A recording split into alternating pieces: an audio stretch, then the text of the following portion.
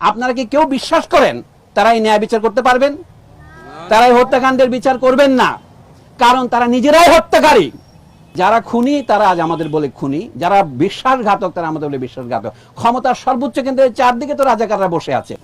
দেশের civil service থেকে শুরু করে সমস্ত সরকারি চাকরিতে সকলের বৈধভাবে প্রতিযোগিতা করার অধিকার থাকবে কি থাকবে না, সেই প্রশ্নটা অরাজনৈতিক প্রশ্ন নয়, এটা একটা রাজনৈতিক প্রশ্ন।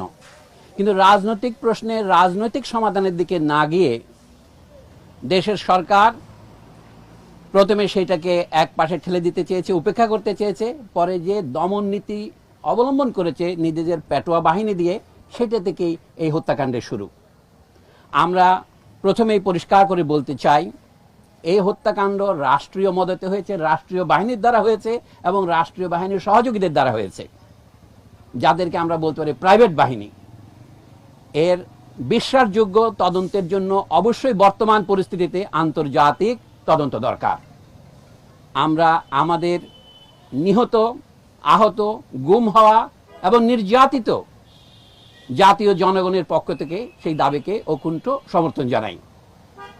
দ্বিতীয়ত, এখনো হত্যাকাণ্ডকে অস্বীকার করার জন্য একটা উদাহরণ দেই আপনাদের। গতকাল শোক দিবসের নামে একটা প্রজ্ঞাপন জারি করেছেন মন্ত্রী পরিষদ সচিব। সেখানে দেখবেন নিহত এবং আহতদের জন্য শোক পালনের জন্য কালো ব্যাজ পরিধান করতে বলেছেন। আমরা কিন্তু সেটা প্রত্যাখ্যান করেছি, আমরা লাল ব্যাজ পরেছি। এবং তারপর তাদেরকে তারা শহীদ বলতে রাজি নন। তাহলে তারা যদি শহীদ না হন, শুধু নিহত হন, তাদের জন্য তাহলে প্রার্থনা করার দরকার কি? এটা একটা নয়, এই ধরনের অজস্র সবিরোধ আপনারা পাবেন। সরকার এখন এই হত্যাকাণ্ডকে জায়েজ করবার জন্য যে অজুহাত ব্যবহার করছেন, যে তারা মেট্রো রেল স্টেশনে হামলা করেছে, সেতু ভবনে হামলা করেছে, অথবা বাংলাদেশ টেলিভিশন ভবনে হামলা করেছে। আমাদের জ্ঞানী বিশ্লেষকরা, যেমন ব্রিগেডিয়ার জেনারেল শাকাওয়াত হোসেন, তার পরিষ্কার করেছেন এইগুলিকে বলা হয় কি পয়েন্ট ইনস্টলেশনস, কেপিআই। এগুলি রক্ষার জন্য সরকার কোনো পূর্ব ব্যবস্থা গ্রহণ করেনি, অথবা করলেও যথাযথ ব্যবস্থা গ্রহণ না করার ফলে এটা এর দায় কে বহন করবে? তাদেরকেই বহন করতে হবে। আর যেখানে গুলি হয়েছে, ধরুন প্রথমেই আবু সাইদ যেখানে নিহত হয়েছে রংপুরে, সেখানে কোন কেপিআই আক্রমণ করেছিল তারা?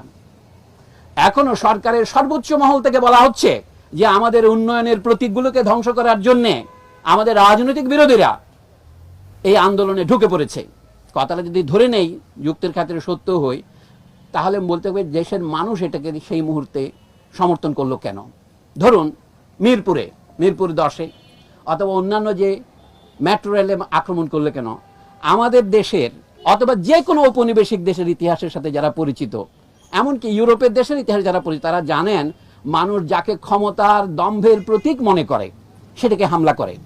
এখন কেউ যদি মেট্রো রেল স্টেশনে হামলা করে থাকে, এটা তারা সেরকম প্রতীকী হামলায় করেছে। এটা বুঝতে হবে, সরকার এটা বুঝতে ব্যর্থ হয়েছে। এটা হচ্ছে প্রতীকী ভাষা। সরকারের লেজিটিমেসির একমাত্র দাবি হচ্ছে, বৈধতার একমাত্র দাবি হচ্ছে আমরা উন্নয়ন করেছি গত 1.5 দশকে। আইয়ুব খান সাহেবের 1 দশক ছিল, এখন শেখ হাসিনার 1.5 দশক হয়েছে। এই উন্নয়নকে মানুষ যে প্রত্যাখ্যান করেছে, এখন জনগণের পক্ষ থেকে ক্রমশ ধ্বনি উঠবে এই সরকারের ক্ষমতা থাকার অবস্থায় আপনারা কি কেউ বিশ্বাস করেন তারা এই ন্যায় বিচার করতে পারবেন? তারা এই হত্যাকাণ্ডের বিচার করবেন না, কারণ তারা নিজেরাই হত্যাকারী। আপনি হত্যাকারীর কাছে কি করে হত্যাকার চাইবেন? যারা নিজেরা রাজাকার, তারা অপরকে বলে রাজাকার। পৃথিবীতে এর চেয়ে বড় পরিহাস আর কি আছে? মানে যারা খুনি তারা আজ আমাদের বলে খুনি, যারা বিশ্বাসঘাতক তারা আমাদের বলে বিশ্বাসঘাতক। ক্ষমতার সর্বোচ্চ কেন্দ্রের চারদিকে তো রাজাকাররা বসে আছে।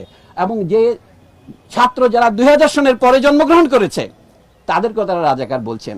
এবং আশ্চর্য লাগে, কোন সরকার যখন অগণতান্ত্রিক, স্বৈরতান্ত্রিক এবং গণবিরোধী হয়, তখন দেখা যায় তার যে রসবোধ সম্পূর্ণ হারিয়ে যায়। ছাত্ররা যখন বলেছে তুমি কে আমি কে, রাজাকার রাজাকার, এটা যে তারা ব্যঙ্গ করছে প্রধানমন্ত্রীকে, এই খবর বুঝতে তারা অক্ষম।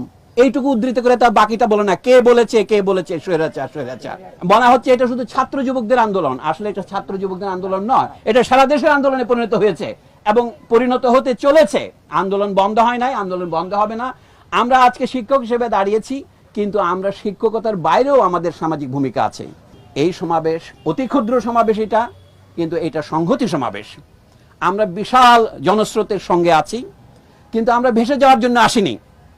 আমাদের বুদ্ধিজীবী হিসাবে আমাদের আত্মসমালোচনা দরকার, আমাদের এই সমস্যার পুরো পুঙ্খানুপুঙ্খ ব্যাখ্যা করা দরকার। সংকটের উৎপত্তি কোথায় সেটাকে না গিয়ে সরকার এখন বলছে এই দল সেই দলকে নিষিদ্ধ করব, সেটা কিন্তু মূল সমস্যার কোনো হাতই রাখবে না, শুধু সমস্যাকে আরো বাড়াবে, আরো ক্যান্সারের সৃষ্টিপাত করবে। এই জন্য এখন যেটা দরকার, পুরনো কথা ধার করেই বলি, রাজনৈতিক সমাধান। রাজনৈতিক সমাধানের প্রথম পদক্ষেপ হচ্ছে বর্তমান সরকারকে নিঃশর্তভাবে ক্ষমা প্রার্থনা করে পদত্যাগ করতে হবে। এই পদত্যাগ ছাড়া নতুন কোন রকমের ব্যবস্থা